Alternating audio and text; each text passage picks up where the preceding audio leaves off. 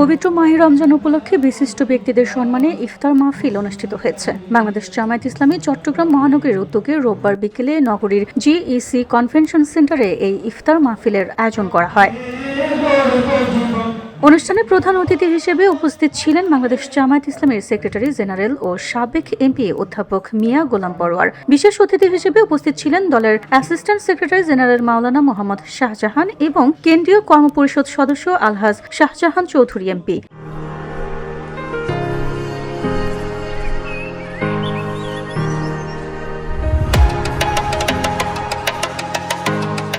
ইফতার মাহফিলে চট্টগ্রাম মহানগর জামায়াতে ইসলামীর আমির মোহাম্মদ নজরুল ইসলাম সহ কেন্দ্রীয় ও মহানগর নেতৃবৃন্দ, বিশিষ্ট আলেম ওলামা, রাজনৈতিক ব্যক্তিত্ব, পেশাজীবী প্রতিনিধি ও সমাজের বিভিন্ন শ্রেণী পেশার গণ্যমান্য ব্যক্তিরা অংশগ্রহণ করেন।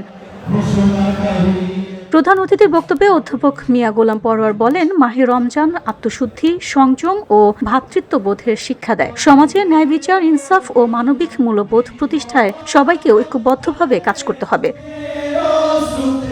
অনুষ্ঠান শেষে দেশ, জাতি ও মুসলিম উম্মার শান্তি, সমৃদ্ধি এবং কল্যাণ কামনা করে বিশেষ দোয়া ও মোনাজাত পরিচালনা করা হয়। VOD Bangla news desk.